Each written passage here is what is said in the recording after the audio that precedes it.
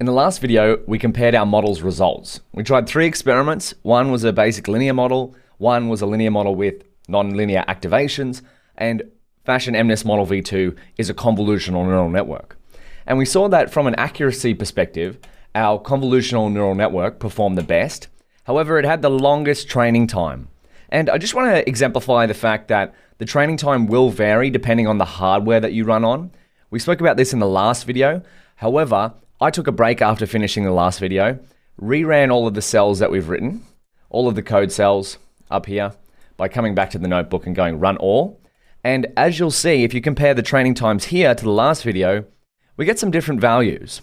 Now, I'm not sure exactly what hardware Google Colab is using behind the scenes, but this is just something to keep in mind. At least from now on, we know how to track our different variables, such as how long our model takes to train and what its performance values are. But it's time to get visual. So let's create another heading. Make and evaluate. This is one of my favorite steps after training a machine learning model. So make and evaluate random predictions with the best model. So we're going to follow the Data Explorer's motto of getting visual, visual, visual, or visualize, visualize, visualize. Let's make a function called make predictions.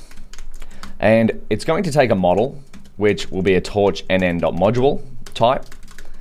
It's also going to take some data, which can be a list.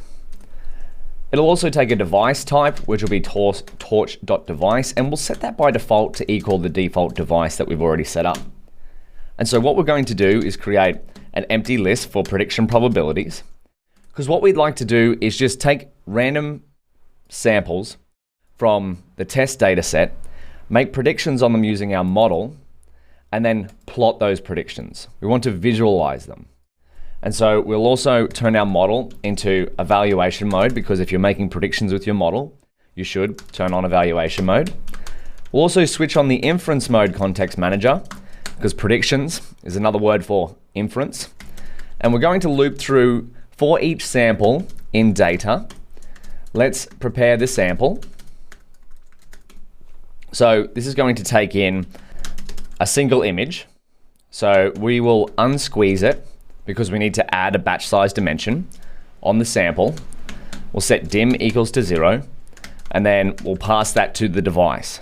So add a batch dimension, that's with the unsqueeze, and pass to target device.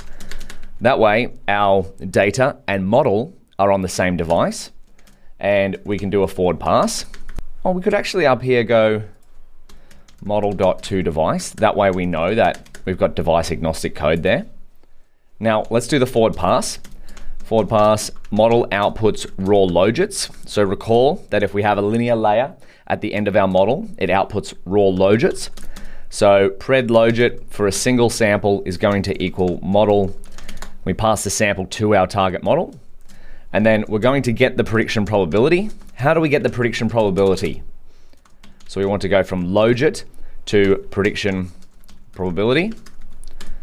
Well, if we're working with a multi-class classification problem, we're going to use the softmax activation function on our pred logit, and we're going to squeeze it so it gets rid of an extra dimension, and we're going to pass in dim equals 0. So that's going to give us our prediction probability for a given sample. Now, let's also turn our prediction probabilities into prediction labels. So get pred, well, actually, I think we're just going to return the pred probs. Yeah, let's see what that looks like, because we've got an empty list up here for pred probs. So for matplotlib, we're going to have to use our data on the CPU. So let's make sure it's on the CPU, because matplotlib doesn't work with the GPU. So get pred prob off GPU for further calculations. So we'll just hard code it in here to make sure that our prediction probability is off the GPU. So pred probs, which is our list up here, we're going to append the pred prob that we just calculated, but we're going to put it on the CPU.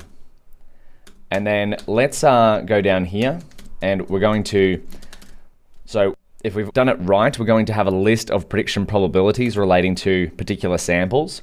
So we're going to stack the pred probs to turn list into a tensor. So this is only one way of doing things. There are many different ways that you could make predictions and visualize them. I'm just exemplifying one way. So we're going to torch stack, which is just going to say, hey, concatenate everything in the list to a single tensor. So, we might need to tab that over. Tab, tab. Beautiful. So let's try this function in action and see what happens. I'm going to import random, and then I'm going to set the random seed to 42. And then I'm going to create test samples as an empty list because we want a list of test samples to iterate through. And I'm going to create test labels also as an empty list so that, remember, when we are evaluating predictions, we want to compare them to the ground truth. So we want to get some test samples, and then we want to get their actual labels so that when our model makes predictions, we can compare them to their actual labels. So for sample, comma label, we're going to use random to sample the test data. Now note that this is not the test data loader. This is just test data. And we're going to set k equals to 9. And recall, if you want to have a look at test data, what do we do here? We can just go test data, which is our data set, not converted into a data loader yet. And then if we wanted to get the first 10 samples, can we do that? Only one element tensors can be converted into Python scalars. So if we get the first 0, then maybe we can go up to 10. Yeah, there we go. And what's the shape of this? Tuple has no object shape. Okay. So we need to go image label equals that. And then can we check the shape of the image? Label. Because the labels are going to be integers. Wonderful. So that's not the first 10 samples, but that's just what we get if we iterate through the test data. We get an image tensor and we get an associated label. So that's what we're doing with this line here. We're just randomly sampling 9 samples. And this could be any number you want. I'm going to use 9 because this is a spoiler. For later on, we're going to create a 3x3 plot. So that just 9 is just a fun number. So get some random samples from the test data set. And then we can go test samples.append sample, and we will go test labels.append label. And then let's go down here, view the first, maybe we go first sample shape. So test samples 0.shape. And then if we get test samples 0, we're going to get a tensor of image values. And then if we wanted to plot that, can we go plt imshow cmap equals gray. And we may have to squeeze this, I believe, to remove the batch tensor. Let's see what happens. Batch dimension. There we go. Beautiful. So that's, to me, a shoe, a high heel shoe of some sort. If we get the title, plt.title, test labels. Let's see what this looks like. It's a 5, which is, of course, class names. We will index on that. Sandal. Okay, beautiful. So we have 9 random samples, 9 labels that are associated with that sample. Now let's make some predictions. So make predictions. And this is one of my favorite things to do. I can't stress it enough, is to randomly pick data samples from the test data set and predict on them and do it over and over and over again to see what the model is doing. So not only at the start of a problem, I'll just get the prediction probabilities here. We're going to call our make predictions function. So not only at the start of a problem should you become one with the data, even after you've trained a model, you'll want to further become one with the data, but this time become one with your model's predictions on the data and see what happens. So view the first 2 prediction probabilities list. So we're just using our make predictions function that we created before, passing it the model, the trained model 2, and we're passing it the data, which is the test samples, which is this list that we just created up here, which is comprised of random samples from the test data set. Wonderful. So let's go pred probs. Oh, we don't want to view them all. That's going to give us, we want 2. The prediction probabilities for a given sample. And so how do we convert prediction probabilities into labels? Because if we have a look at test labels, if we're trying to compare apples to apples, when we're evaluating our model, we can't really necessarily compare the prediction probabilities straight to the test labels. So we need to convert these prediction probabilities into prediction labels. So how can we do that? Well, we can use argmax to take whichever value here, the index, in this case this one, the index of whichever value is the highest of these prediction probabilities. So let's see that in action.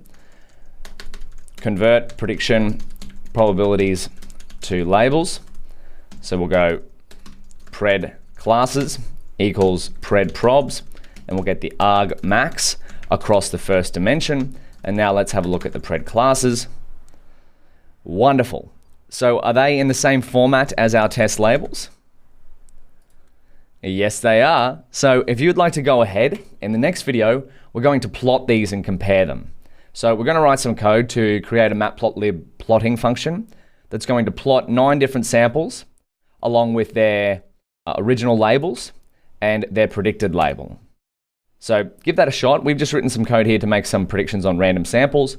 If you'd like them to be truly random, you can comment out the seed here, but I've just kept the seed at 42 so that our random.sample selects the same samples on your end and on my end.